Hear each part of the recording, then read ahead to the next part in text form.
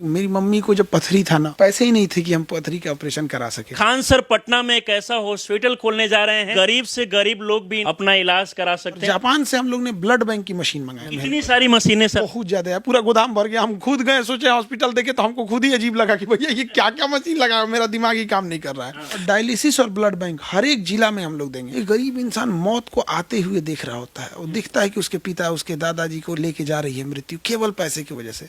तो यहाँ वो बाधा ना आए, इसीलिए हमने चालू किया। सर ये बताइए कि फी कितना रहेगा? जहाँ यूपीएससी की फीस 2 लाख थी, उसको हम 4,000 में कर दी। तो हमारे पास कौन आएगा? 4 व्हीलर रखने वाला थोड़ी आएगा। हमारे पास आएगा कौन? ठेला चलाने वाला, रिक्शा चलाने वाला, सब्जी बेचने वाला, ऐसे ही लोग तो हमारे पास आएंगे। कोई भी शिक्षक जब कामयाब हो जाते हैं तो उनके पास मन में आइडिया आता है कि हमको बिजनेस को और बढ़ाना चाहिए, फैक्ट्री खोलना चाहिए, बड़ा बड़ा कंपनी लगाना चाहिए।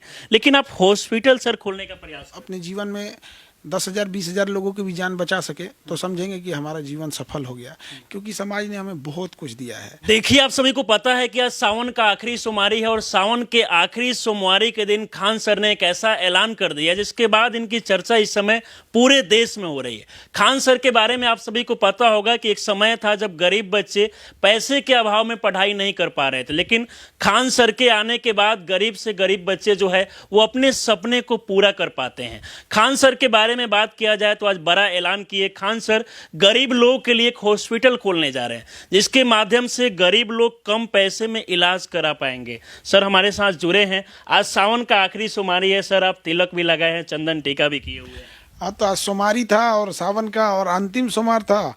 और आज का दिन हम लोग के लिए अच्छा इसलिए है क्योंकि हमने गरीब लोगों के लिए डायलिसिस मशीन के लिए हमने स्थापना करने के बहुत दिन से सोच रहे थे। और इसका ऑर्डर के लिए हमने जर्मनी से ऑर्डर लगाया था, क्योंकि ना मेडिकल इक्विपमेंट में दुनिया में 3 देश ही हैं, एक जापान है, जर्मनी है और अमेरिका है।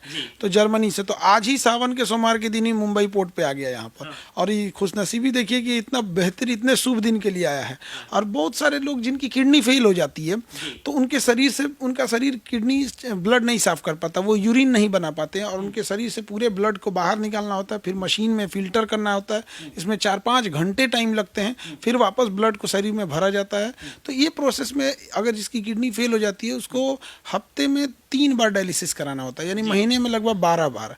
तो उसको मंथली 50-60 हज़ार खर्च हो जाते हैं। तो इसी को ध्यान में रखते हुए हम लोग ने डायलिसिस मशीन सर आप चाहते तो देखा जाता है कि जैसे कि एजुकेशन के क्षेत्र में बहुत सारे बच्चे को कम पैसा में आप पढ़ाते हैं, लेकिन आपके मन में आइडिया कहाँ से है कि मुझे ये क्या बोलते हैं कि मेडिकल के क्षेत्र में भी कुछ करना चाहिए? देखिए, हमने मरते देखे हैं लोगों को। गरीब इंसान की जिंदगी की कोई वैल्यू नहीं है। अब जैसे कोई डायलिसिस का मरीज है, उसकी किडनी फेल हो गई है और उसको हम हर मंथ 40 से 50 हज़ार लगेंगे। अब कोई सब्जी बेचने वाला है, कोई ठेला चलाने वाला है, उसको तो नहीं है पैसे। अब उसका गार्जियन, उसके घर वाले देख रहे हैं कि अब इसको डायलिसिस नहीं हो सकता है, क्योंकि हर मंथ हम कहाँ से लाएंगे, घर द्वार गहने बिकेंगे।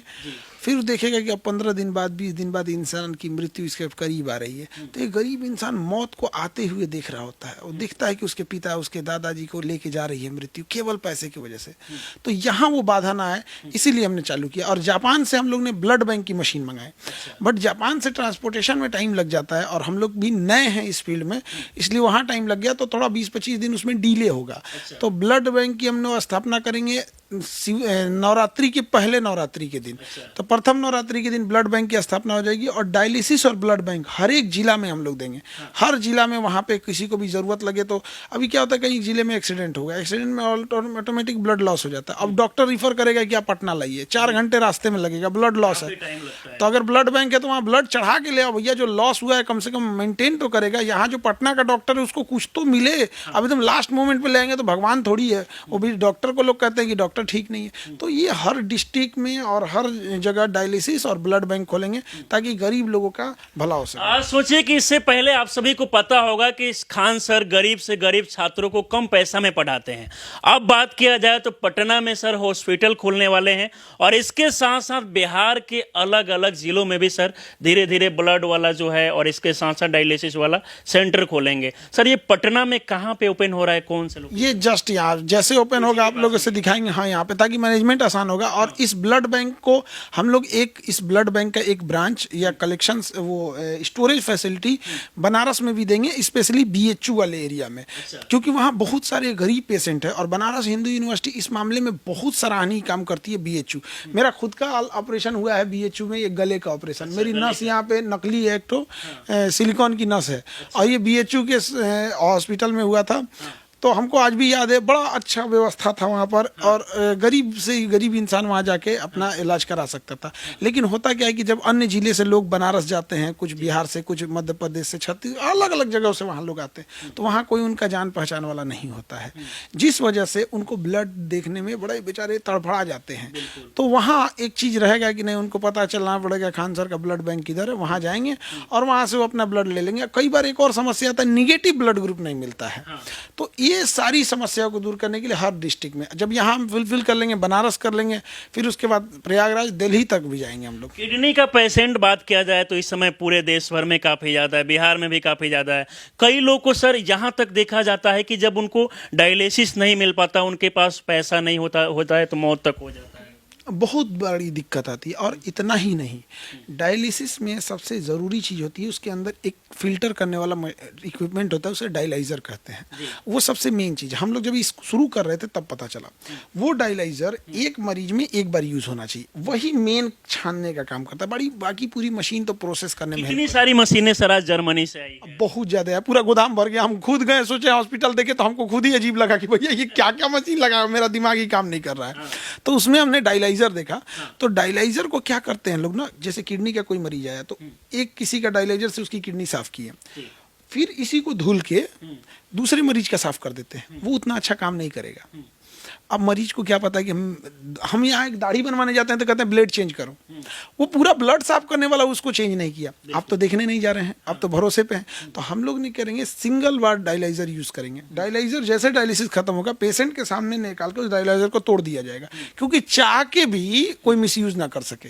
तो क्वालिटी से कोई समझौता नहीं, समझौता करना रहता है, ध्यान दिया जाएगा बेहतर तरीके। बिल्कुल। अब देखिए, उनको मतलब ऐसा नहीं है कि उनको हम लोग ऐसे ट्रीट करेंगे कि भैया ये किसी काम के नहीं, ऐसा नहीं। इनको बेस्ट मशीन देंगे पूरे वर्ल्ड का, और भी जो 2025 मॉडल एकदम लेटेस्ट वो ले आके देंगे यहाँ।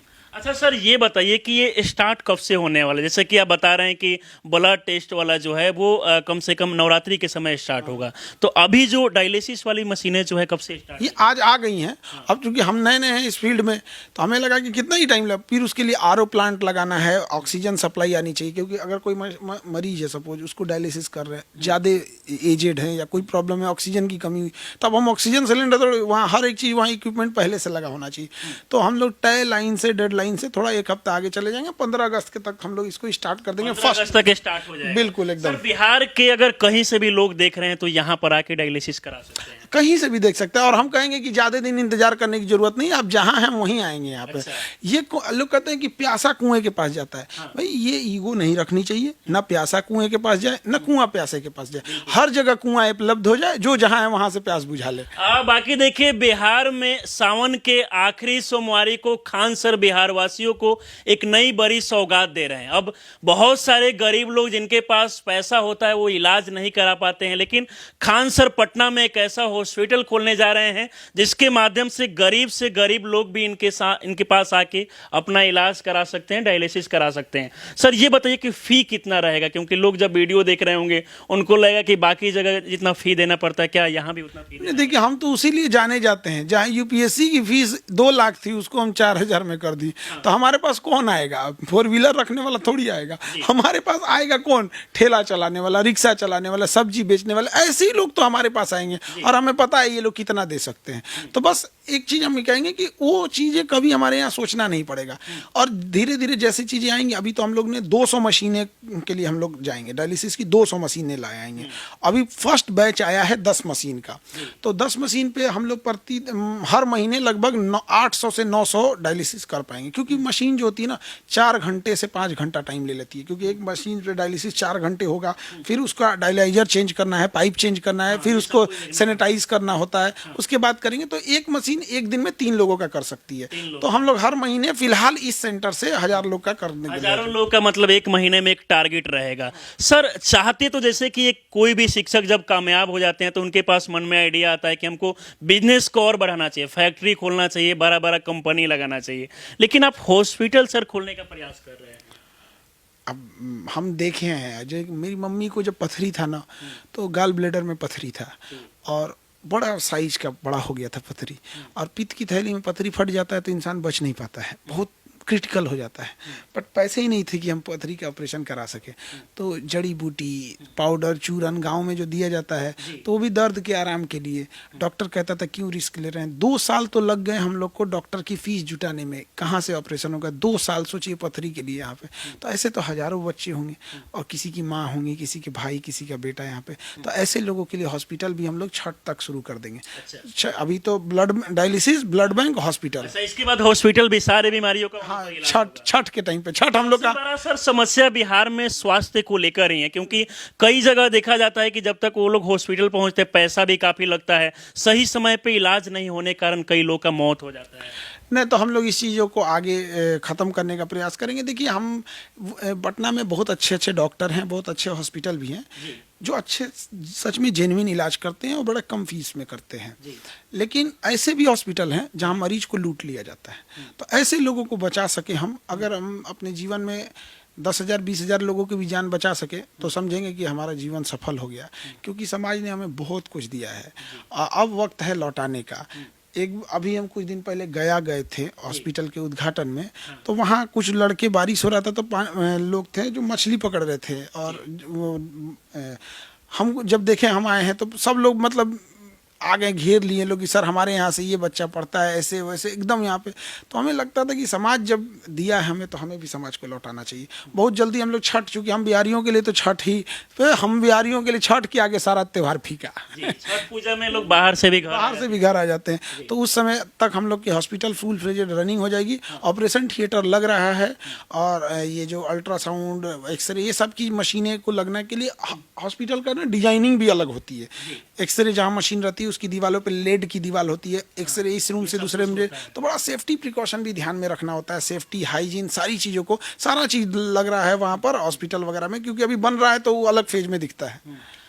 देखिए, बाकी आप सभी को पता होगा कि शिक्षा के बाद अगर किसी सबसे ज़्यादा समस्या से लोग ग्रसित होते हैं तो वो है स्वास्थ्य, और इसको लेकर खान सर लगातार प्रयास कर रहे हैं कि गरीब से गरीब लोग जो है इनके पास आके इनके हॉस्पिटल के माध्यम से इलाज कर पाएँ और कहीं ना कहीं उनको भटकने की ज़रूरत नहीं पड़े।